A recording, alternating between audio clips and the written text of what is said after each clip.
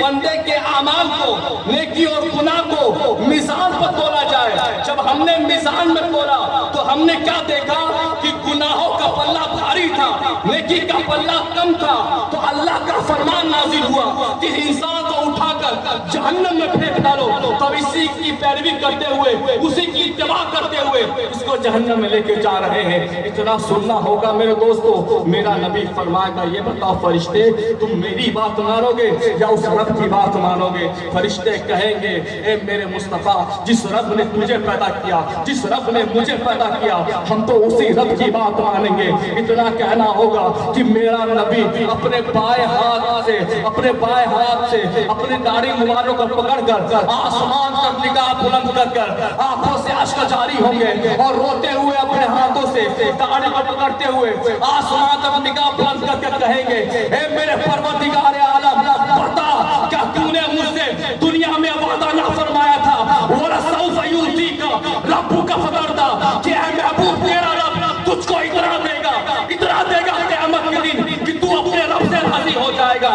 بتا آج میرا ایک امتی گناہوں کی وجہ سے جہنم میں جا رہا ہے اور تیرا نبی یہ سارا ماجرا اپنی ان نگاہوں سے دیکھ رہا ہے، پر کچھ کر نہ سکتا ہے۔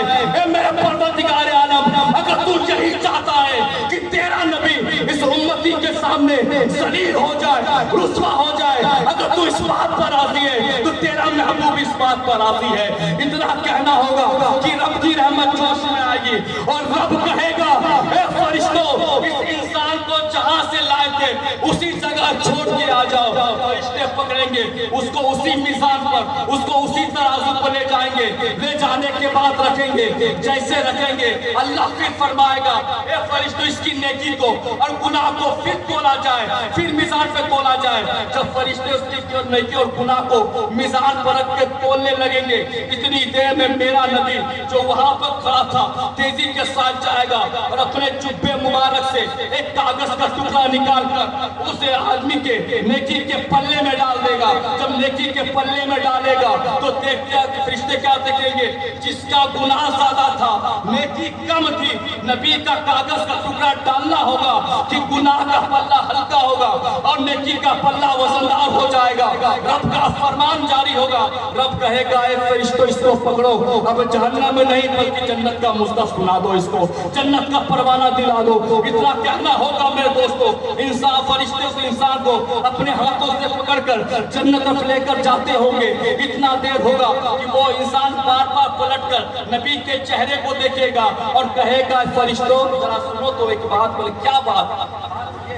کیا میں نے سنا تھا کہ جنتیوں کی ہر خواہش پوری کی جائے گی؟ بے شک کی جائے گی۔ تو میں تو جنتی بن چکا نا، بالکل بن چکے ہو، تو ایک کام کرو، کیا میں جنتی ہو چکا، میری بھی خواہش ہے۔ بولے کیا خواہش ہے؟ خواہش میری یہ ہے کہ جس انسان نے مجھ پر اتنی شفقت کی، کیا میں اس انسان سے ایک بار مل سکتا ہوں؟ فرشتے کہیں گے، جا مل لے۔ وہ انسان جائے گا، نبی کی بارگاہ میں کھڑا ہو جائے گا اور ہاتھ جوڑ کر کہے گا، اے میرے پیارے ذرا یہ تو بتا، آپ ہے کون جو اس قدر اس گنہگار پر شفقت کی، مہربانی کی کہ اللہ نے مجھے جنتی بنا دیا؟ تو میرا نبی مسکراتے ہوئے کہے گا، ارے نادان، تو میرا امتی، میں تیرا نبی، تو میرا امتی، میں تیرا نبی۔ اتنا کہنا ہوگا کہ وہ انسان سرکار کے قدموں میں گر جائے گا اور روتے ہوئے کہے گا، یا رسول اللہ، ان نگاہوں نے تو بہت گناہ کیے تھے، جو آپ کو دیکھ نہ سکا، پہچان نہ سکا، بس یہ بات سوچتا ہوں کہ ایسی کون سی نیکی تھی جس کی وجہ سے اللہ تعالیٰ نے مجھے معاف فرما دیا؟ تو میرا نبی کہے گا، یاد کر، فلاں بستی میں ایک جگہ محفل پاک سجی ہوئی تھی اور تو وہاں سے گزر رہا تھا، اور جتنے لوگ اس محفل میں بیٹھے تھے وہ سب کے سب مجھ پر درود و سلام پڑھ رہے تھے، اور تو گزرتے گزرتے تو نے ان لوگوں کو پڑھتے ہوئے دیکھا تو تو نے بھی مجھ پر ایک مرتبہ سلام پڑھا تھا، درود پڑھا تھا۔ وہ درود آج تک میں نے تحفتاً سنبھال کے رکھا تھا۔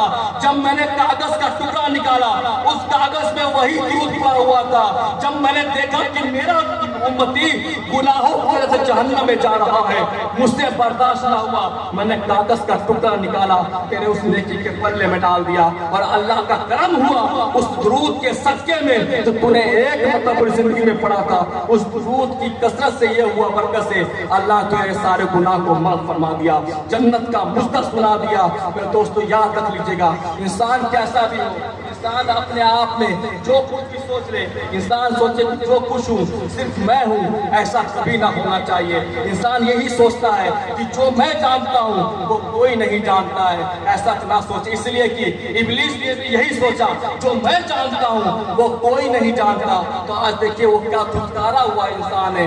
ये तो इंसान की सोसाइटी है, ये इंसान का कल्चर है, लेक्चर है, इंसान अपने आप को समझता नहीं। दोस्तों 15 मिनट हो चुके, बस 5 मिनट और में वक्त है, उसके बाद अपनी बात को मैं खत्म कर दूंगा।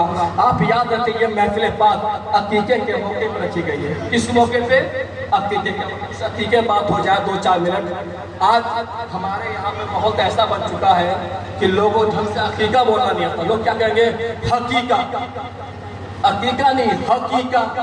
खुदा जाने किसकी हकीका करते हैं, अल्लाह बेहतर जाने, लफ्ज नहीं बोल पाएंगे। आप टीका ने क्या बोलेंगे हकीका, ये मैं नहीं, ये हमारे कल्चर बन चुका है। और खास तो वो लोग जो ज्यादा पढ़े लिखे होते हैं, डॉक्टर इंजीनियर टाइप जो लोग होते हैं, वो ज्यादा बोलते क्या बोलेंगे कि हकीका करने जा रहे हैं। तो अल्लाह का शुक्र है कि साहिब खाना ने, हमारे चाहने वालों ने यह हकीका का प्रोग्राम रखा, वरना हमारे हिंदुस्तान के अंदर अक्सर कल्चर क्या पता है, और खास कर यूपी बिहार के अंदर कुछ जगहों पर कल्चर अक्सर बन चुका है कि वो क्या कहेंगे, बच्चा पैदा होगा, बस पैदा होते ही क्या करें, छठे दिन उसको नहला देंगे, धुला छठी कर देंगे। खुदा जाने ये रिवाज कहाँ से निकला, ये रिवाज कहाँ से निकला, छठी वाला ये रिवाज का हमने किताबों में पढ़ा नहीं पढ़ा।